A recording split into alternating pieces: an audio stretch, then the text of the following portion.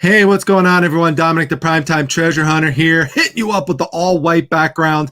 I'll tell you why at the end of this video. It's not too exciting, but hopefully you'll find the rest of the video exciting.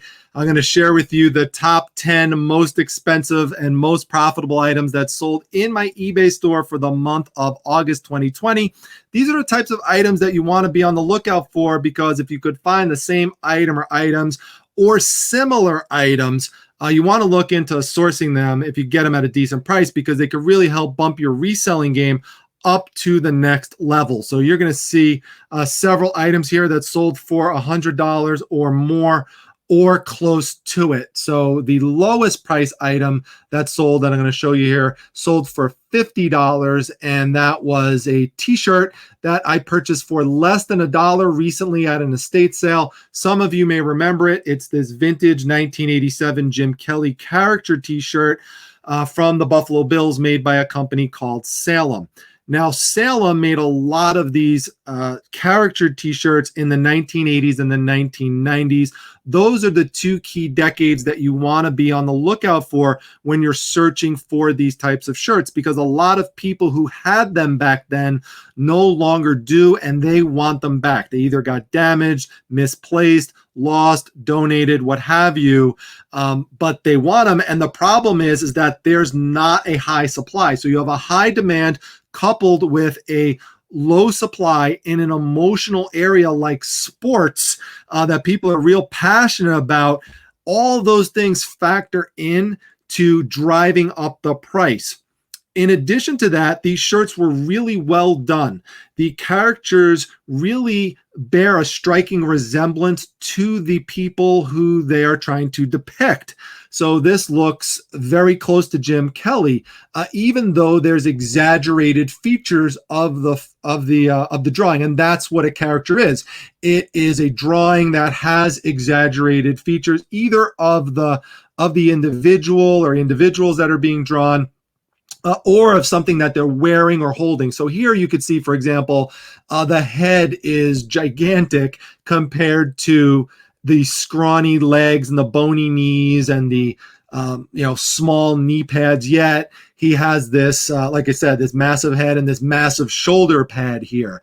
So those are things that help factor into making this a cool looking piece, though, and one that's also a desirable one. Kind of reminds me of how they do some of the bobbleheads with the giant heads. Keep in mind here that in terms of how I set up the listing, that I make this first image one in which it's really cropped right around the individual, because I want to grab the attention of someone who's scrolling through the thumbnails. That'll increase the chance that you'll get someone to come in and look at it, compared to if you had this as your first image, which is what a lot of people use first. So this is less likely to get someone to come in and look at it. You might grab the person's attention with the keywords and get them to come in and explore. And yes, this would sell if you had this as the first image eventually. But I'm just saying, if you want to try to increase the chance that something's going to sell faster, this is the way to do it. Also, you want to get the back of the shirt. Try to get a photo, if it's not faded out, of the year. That helps to verify the authenticity, as well as the label. Don't worry if the label has some damage to it, or even if the shirt has some damage, some yellowing, some threads that are loose, some tears, stains, things like that. Those will become more acceptable to the collector market if there is a low supply. It's the same thing that happens with comic books. With a high supply comic book, nobody wants ones that has any damage to it. But if you could find a rare old vintage comic book that people want and it's in low supply, people will gladly take it, even if it has a tear in the cover. So it's the same type of analogy that you want to make sure you're thinking of when you're out there and you're sourcing. One other thing I'll just mention about this, and there's a lot of points I want to make about this first item, the other ones will go faster, but this was actually purchased from someone who owns a sports store in Buffalo, New York. Why did that person purchase it? Did he purchase it just because he wants it? No, it was actually purchased by the store. My assumption is that he's going to try to resell it in his sports store. Now, he could do that. Why could he do that? Because he has a a much more fine-tuned group of individuals who are going to come and walk through that brick and mortar store, who are specifically just looking for Buffalo Bills stuff in the city of Buffalo. Now, remember, I'm in Syracuse. I'm 2 hours away. So I do regularly come across Buffalo Bill stuff. I haven't come across this specific shirt before, but I did the same type of thing. I grabbed something in the Syracuse area where a lot of people like, Buffalo Bill stuff. Someone else could have purchased it, but didn't. I grabbed it because I realized I could put it on the eBay marketplace and likely find someone willing to shell out between 50 and 65 bucks for it. Somebody did. Now that person's going to go and likely resell it, maybe for $75, $100 in his store. That's totally fine. You have to understand where your place is on the reselling chain. And I'm totally fine with a less than dollar purchase that, I could get 50 bucks out of. So again, just keep that kind of thing in mind. The other thing is you have to think in terms of themes. You may not find ever a Jim Kelly caricatured Buffalo Bills shirt if you live in California, if you live in Texas, if you live in Montana. So is this a total waste of time listening to everything I've just told you about this? Absolutely not, because you have to think in terms of concepts with these types of items. So you might be in California and come across the LA Lakers 80s character t-shirt, or the Magic Johnson one, or the Kareem Abdul-Jabbar one. If you're in Texas, or if you're in Houston, like Esme from the Thrifty Esme channel, she might come across a Warren Moon Houston Oilers shirt that's caricatured. You want to look at that. That's the key point. Now let's get through the other ones a little bit faster. This one here is Ghost in the Shell. It's a comic book series. Many of you asked me, knowing that I specialize in comic books, what types of titles to look out for. Definitely Ghost in the Shell. Let me give you an example of that besides just this, which I'll go into in a moment. But when I started to get back into more intensively reselling on eBay several years ago, I started back in 1999, 2000, and actually with comic books went back to reselling when I was a teenager, reselling parts of my comic book collection. But several years ago, the first item that I sold when I started getting back into it more intensively was a single Ghost in the Shell comic book for $25. So whether you find them individually or in complete sets, or in other mediums, there's DVDs that have the title Ghost in the Shell. There's shirts you might find with Ghost in the Shell. There's thick, like manga digests that you might find that also have Ghost in the Shell. The key thing here is keep that term in mind. You need to know the titles to be able to source these things and realize they have potential value. Now, this specific one is Ghost in the Shell 1.5 human error processor, which wound up selling for $70. I purchased this from that guy at the flea market that freaked out at me. Many of you watched that video. Over 10,000 of you did, so thank you very much. But this might have been one of the things he got upset about, because somebody told him I made a YouTube video, and in that video, I talked about this specific set being valuable, and it wound up selling for more than I was talking about in the video once I did a more in-depth look at some of the comps on it and what was already available on the market. But that's a good example, as many of you mentioned in that freak out video, of someone who did not understand his place in the reselling chain, as I call it. When you're set up at a flea market and you're trying to blow things out to dealers, and that's really what that setting is like, you can't get upset when you're selling to a dealer who's going to resell it on eBay. That's what happens. So anyway, if you're lucky enough to find that set, definitely pick it up. There's 8 issues. So now we're going to move over to the next one here, which is Polarizing the Case. And you can see here, I made a misspelling. I spelled it as P-O-L-A-Z-R. So that's the wrong spelling, but it didn't affect the sale here. This sold for $70. Why? Because that's not really the keyword. If I had messed up the keyword, the main keyword, that would have been a problem. What's the main keyword? This right here, this word here, malingering. Trying to emphasize it here for you. There you go. And right down here, you'll see it. It's in smaller font, but underneath it's a subtitle, Exposing and Defeating the Malingering Myth. That's the subtitle of the book. What does malingering mean? Malingering is, and this is something that I actually specialize in the detection of malingering as part of my job. It's what I actually wrote 2 books about that you could also find on Amazon, although I would not advise you purchasing them because they will, unless you want something to put you to sleep at night. They're very academically focused books. But malingering refers to the exaggeration or feigning / faking of symptoms in order to try to get something out of it, what we call secondary gain. So someone trying to win a lawsuit and win millions of dollars, or win workers' compensation benefits, or also another possible reason for malingering is to try to avoid something. So to try to avoid going to work, avoid going to school, avoid military service. The classic stereotypical example of this is someone who fakes slipping on a banana peel at Walmart and then tries to sue them for millions of dollars when there's really nothing wrong. That's obviously an extreme type of example, but things like this do happen, or lesser extremes of it do happen. And so there's different types of professions that would look into trying to get a book like this. You have people in the profession of psychology and psychiatry. You have books, other books that people in psychology will look for. I'll show you another example of this later that sold for $90. So also just think in terms of professions. What kinds of books would professionals want? What kind of books would lawyers want? What kind of books would people in the insurance industry want? Where is there people who have money that would be willing to pay up for things? So this is, again, what I go back to in terms of thinking in terms of concepts. You also have to think of who the potential clientele is for these types of things. And does that clientele have money that they would pay up for it?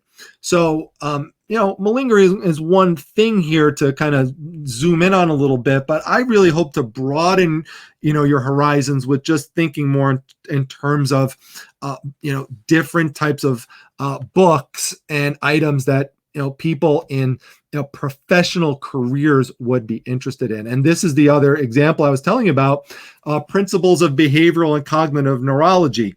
This is a very, very well-known and popular book in the fields of neurology, obviously, but many psychologists and psychiatrists and other medical professionals would also be interested in this book. If you ever see this book, you definitely should pick it up. This one sold for the price you see, $90. And I actually skipped over one. I'm sorry there, but it's okay. It actually related. It dovetailed nicely off the Polarizing the Case book over here. But there was another comic book in between, which is this one here, I, Lucifer, #3. Now, this book eventually changed titles to Poison Elves. I've showed that in a prior series.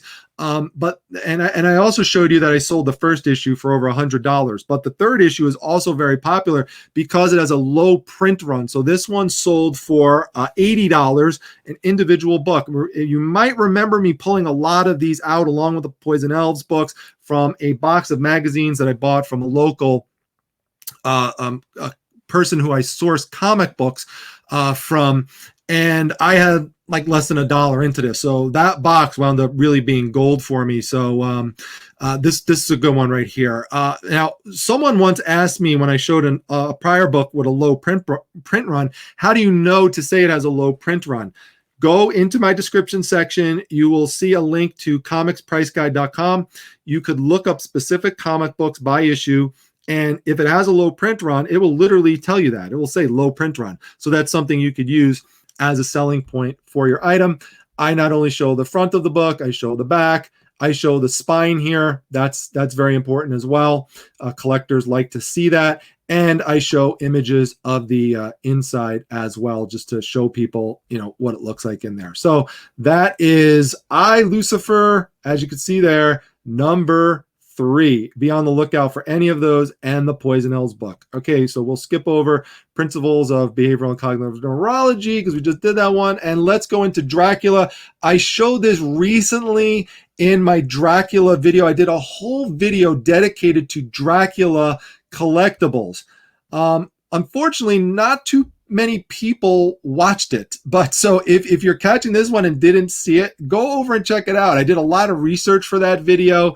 And I thought it was interesting in terms of a lot of things that you could see out there. I'm selling a ton of Dracula stuff right now. This is one of the things I found. It's a Dracula jigsaw puzzle. It is sealed, never opened, sold for the price you see, $100.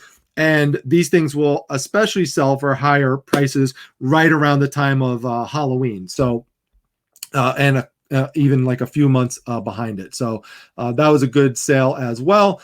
Mad Magazine's a frequent appearance maker here on my channel for the What Sold videos. And I have to thank John from Sergeant Reds. He was recently on my channel for a thrift battle, and he purchased these for his nostalgia boxes. So John makes these nostalgia boxes in which he takes one of the Mad magazines that he purchased from me and he puts it in a box with a bunch of other nostalgia items from the 80s or 90s.